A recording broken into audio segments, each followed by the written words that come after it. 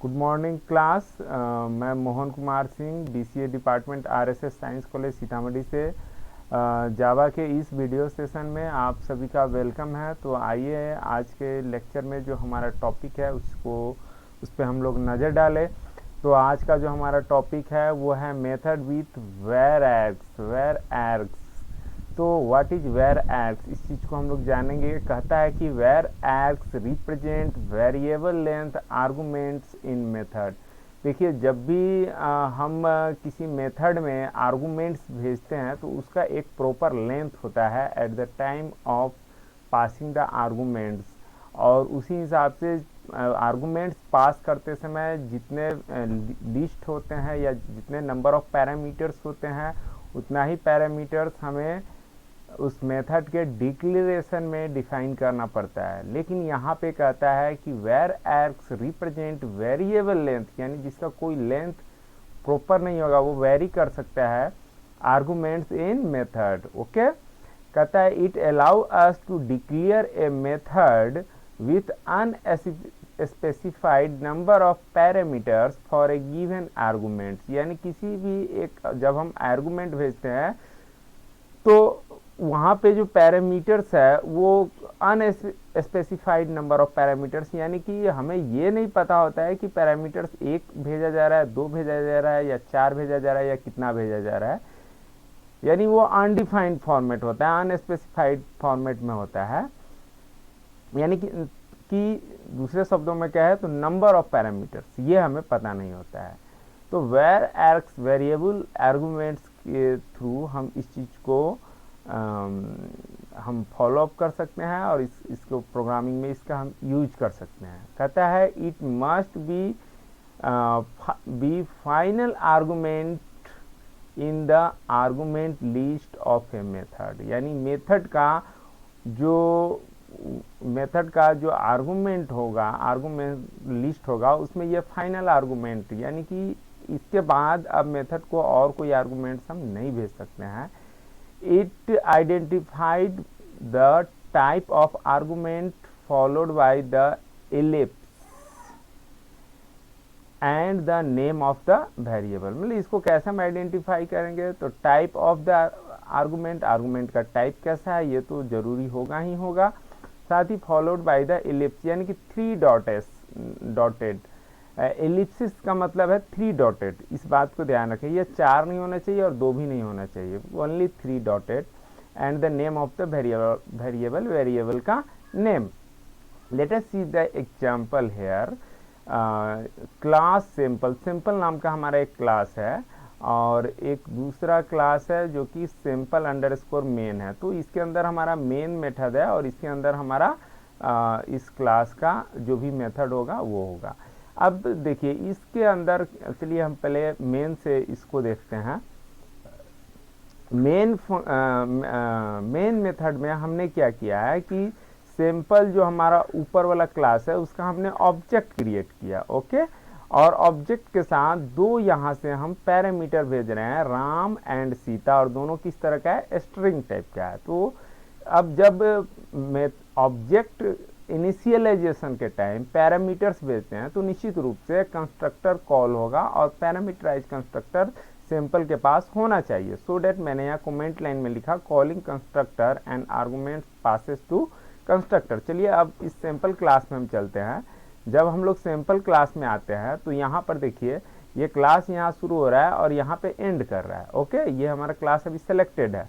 अब यहाँ पे देखिए, ये देखिए सिंपल जो बना हुआ है हमारा, इसमें कोई भी रिटर्न टाइप नहीं है, और name of the class and name of the method मैं पहले भी बता चुका हूँ कि ये जो छोटे वाले ब्रैकेट्स होते हैं इसको सर्किल ब्रैकेट्स बोलते हैं, सॉरी राउंड ब्रैकेट्स बोलते हैं, और ये जहाँ कहीं भी लगा हुआ है इट मीन समझिए कि वो मेथड है। तो इस मेथड का नेम और क्लास नेम सेम है, so that this one is must be the constructor and also there is no return type with simple method. Okay, तो ये कंस्ट्रक्टर मेथड है हमारा। अब यहाँ पे हम दो स्ट्रिंग भेज रहे हैं, तो यहाँ पे हमें लिखना चाहिए था string variable name comma string variable name, but यहाँ पे हमने क्या लिख दिया, string 3 times dotted and after that name of the variable where। अब where यहाँ पे where can contain all the parameters passes at the time of calling। Calling के टाइम पे जितना भी हम यहाँ से तो मैंने 2 ही भेजा है, यहाँ पे 10, 15, 20, 25 को भी आर्गुमेंट्स को या पैरामीटर्स को मैं भेजूँ तो where उसको क्या कर लेगा, एज ए एरे कंटेन कर लेगा। ओके, अब इस where ने यदि कंटेन कर लिया है तो इसे हमें देखना है कि इस where के पास वो वैल्यूज है कि नहीं, यानी कि कौन से values, Ram and Sita, for so that we construct the for loop here. Okay, and इस फॉर लूप में हमने क्या किया है, आई को 0 से, अब where का भी इंडेक्स 0 से ही शुरू होगा क्योंकि ये एज ए एरे ही होता है ना। तो i equal to 0, i less than equal to where dot length, यानी कि इस ये जो एरे हमारा है वेरिएबल लेंथ का, इसका हमारा लेंथ पता चल जाएगा कि कितना अब पैरामीटर्स इसके पास है, और i प्लस प्लस तो 2 है तो इंडेक्स नंबर 0 और इंडेक्स नंबर 1, यानी 0 के लिए चलेगा और 1 के लिए चलेगा, लेकिन लेंथ इसका 2 आएगा। So i is less than 2, और system dot out dot println hello, तो पहले बार जब ये आएगा तो हेलो, और उसके बाद /t हमने टैब के लिए लिया है, और वेर आई का वैल्यू क्या है होगा, राम, तो यहाँ पे प्रिंट कर देगा hello Ram. And after that चूंकि प्रिंट लेन है तो न्यू लाइन में चला जाएगा, आई का वैल्यू अब क्या हो जाएगा, 0 से 1 हो जाएगा, 1 के लिए भी आएगा, और सेकेंड टाइम में आई के वैल्यू 1 के लिए हेलो सीता को प्रिंट कर देगा। ओके, चलिए इस प्रोग्राम को हम समझ गए। अब नीचे एक और प्रोग्राम है, दोनों प्रोग्राम का मैं जावा में एक साथ आपको जावा जो कमांड प्रॉम्प्ट से दोनों प्रोग्राम को एक साथ मैं रन करा के दिखा दूंगा। चलिए दूसरे प्रोग्राम को देख लेते हैं। कहता है कि let us see another example that is what is means and uses of string args in the main method. जब भी हम मेन मेथड जावा में डिक्लेयर करते हैं तो यहाँ पर लिखते हैं स्ट्रिंग वैल। अब देखिए यहाँ पे args भी लिख सकते हैं, वैल भी लिख सकते हैं। This is the name of the variable, so that it could be any legal variable name या any legal identifier name. Okay, तो यहाँ पे वैल भी लिख सकते हैं, args भी लिख सकते हैं, नम भी लिख सकते हैं, कुछ भी लिख सकते हैं। और args लिखते इसलिए because these are the arguments. Okay, तो यहाँ पे स्ट्रिंग args जो हम लिखते हैं इसका क्या मतलब है और क्यों इसका यूज भी कुछ है या नहीं है इन द मेन मेथड। ओके, तो सबसे पहले बात की स्ट्रिंग क्यों लिखते हैं, तो हम जानते हैं कि जावा कोई भी चीज अगर कमांड प्रॉम्प्ट से स्टोर कराते हैं या किसी भी मेथड से आप जावा में जब हम कोई वैल्यू इनपुट कराते हैं तो जावा उसे एज ए स्ट्रिंग लेता है। Okay, so that there is a string. अब now what is the concept of args and this the array symbol. Okay, तो for this reason let us see the program. Here we have a class name arg, okay, and this ends here. Now you can see on the screen the class arg is completely selected, and there is another class that name arg underscore main, and this one is the this। okay, अब यहाँ पे मैं main से ही चलूंगा क्योंकि control main से पास होता है। तो यहाँ पे कहता है कि public static void main string. अब यहाँ पे मैंने फिर से वैल ले लिया है। ओके, तो इस अब मेन में यहाँ पे args भी हम लिख सकते हैं, मैंने अभी बताया, वैल भी लिख सकते हैं, कोई भी लीगल वेरिएबल नेम हो सकता है। अब मैं जो arg क्लास है यानी कि arg क्लास है उसको मैं क्या करता हूँ, केवल कॉल करता हूँ। क्या करता हूँ, यहाँ से कॉल करता हूँ और यहाँ पे न्यू arg वैल कर देता हूँ। ठीक, तो अब इसमें जो है मैं ये जो वैल है, वैल इसको arg भी हम लोग लिखते हैं, इसको एज ए पैरामीटर हमने पास करा दिया और कुछ भी नहीं किया है।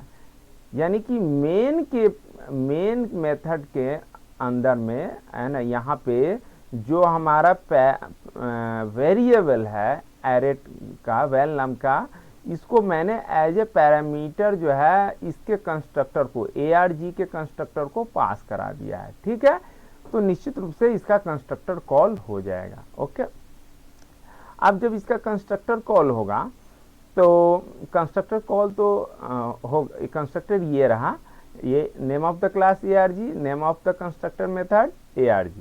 अब इसको एक्सेप्ट करने के लिए चूंकि यहाँ पर वेल क्या है, एरे टाइप है और स्ट्रिंग एरे है, सो डेट यहाँ पर मैंने स्ट्रिंग एक एरे बना लिया वेयर नाम का। ओके, अब वेल के पास जो भी वैल्यूज होगी वो किसके पास चला गया, वेयर के पास चला गया। ओके, अब इसमें एक स्ट्रिंग str भी मैंने बना रखा है, तो इस पे हम बाद में आएंगे।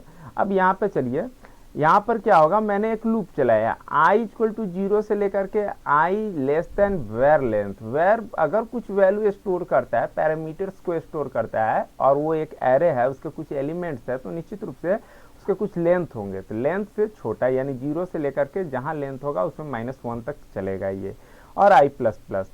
अब यहाँ पे जो स्ट्रिंग str मैंने ले रखा है, तो str में मैं क्या करता हूँ, वेयर का इंडेक्स 0 वैल्यू 0 टाइम्स के लिए, पहली बार के लिए i का वैल्यू जब 0 है तो वो वैल्यू मैं str में डाल देता हूँ और प्रिंट लाइन में लिखता हूँ हेलो str। ओके, फिर अब ये दोबारा लूप चलेगा और i का वैल्यू 1 हो जाएगा। ये तब तक चलेगा जब तक कि वेयर का जो लेंथ है उससे एक कम तक, एक -1 तक के लिए चलेगा। अगर वेयर का लेंथ 5 है तो 4 तक चलेगा, यानी 0 से 4 तक चलेगा। वेयर का लेंथ यदि 10 पैरामीटर्स को वो है, 10 एलिमेंट्स है वेयर के पास, तो 0 से लेकर के 9 दैट इज वो भी 10 टाइम्स चलेगा। ओके, थोड़ा सा कुछ टेक्निकल एरर आ रहा है, मैं अभी वीडियो को पॉज करना चाहूंगा।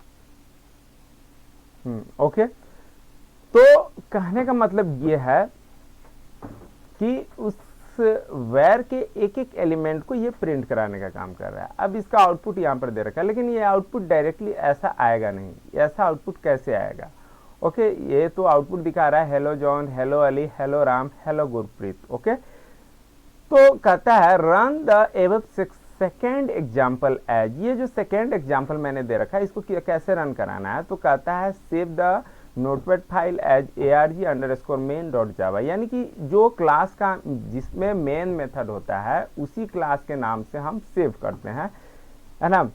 ऐसा क्यों होता है ये मैं पहले बता चुका हूँ। उसे कमांड, उसके बाद कमांड प्रॉम्प्ट को खोल लेना है, ओपन कर लेना है, और जिन्हें प्रॉब्लम है वो पीछे का मेरा वीडियो, स्टार्टिंग का वीडियो देख लेंगे, है ना, उन्हें समझ में आ जाएगा कि क्यों हम इसको arg_main.java के नाम से ही सेव करेंगे। यहाँ पे x.java, y.java क्यों नहीं लिख सकते हैं, है ना। तो कंसेप्ट यही है कि कन्वेंशन के लिए, सुविधा के लिए, है ना, कि मेन मेथड जिस क्लास में हो फाइल को उसी क्लास नेम .java से सेव करना है एक्सटेंशन के साथ। ओके, अब इसको कंपाइल करा लेंगे। कंपाइल कराने तक तो सेम है, लेकिन जब इसको रन कराएंगे तो रन कराने के लिए हमें जावा इंटरप्रेटर का यूज करना होगा and name of the file that is arg_main। लेकिन इसके साथ यहाँ पे जॉन, अली, राम और गुरप्रीत, ये हम चार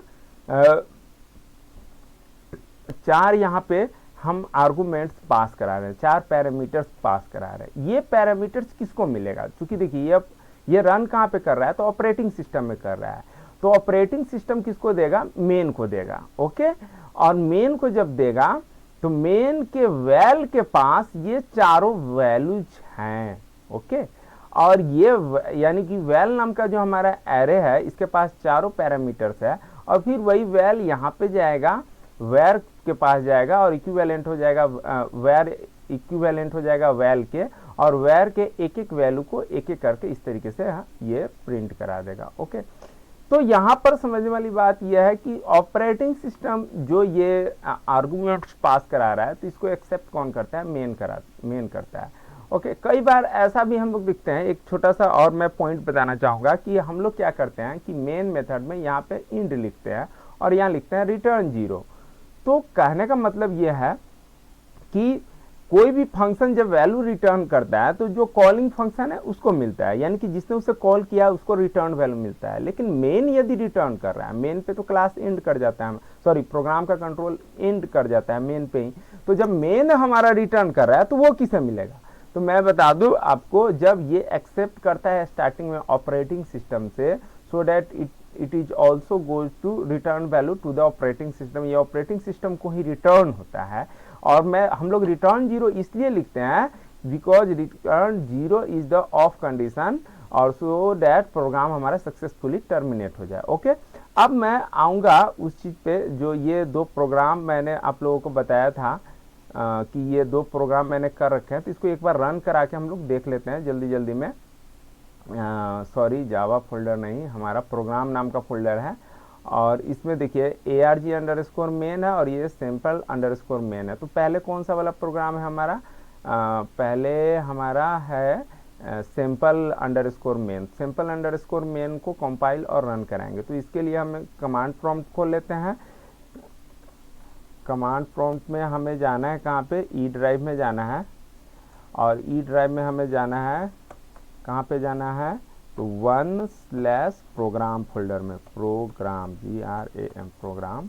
ओके, अब यहाँ पे हमें रन कराना है, सॉरी कंपाइल कराना है जावा सी और sample sample_main.java। let us see what could happen। ये this is the compile time and there is no error in our program। Okay, और मैं इसको मिनिमाइज कर देता हूँ, और हम देख सकते हैं यहाँ पे कि अभी हमने सैम्पल जावा को जब हमने रन कराया है तो यहाँ पर sample_main.class फाइल आ गया। अब इसको हम लोग रन करा लेते हैं। तो रन, यहाँ पे तो कुछ भी नहीं देना है, बिकॉज यहाँ पे तो आर्गूमेंट्स हम लोग राम सीता भेज ही रहे हैं। ओके, तो क्या आएगा आउटपुट देख लेते हैं। दिख रहा है hello Ram and hello Sita. अब दूसरा प्रोग्राम है हमारा arg_main। तो इसको हम लोग रन करा लेते हैं, जावा सी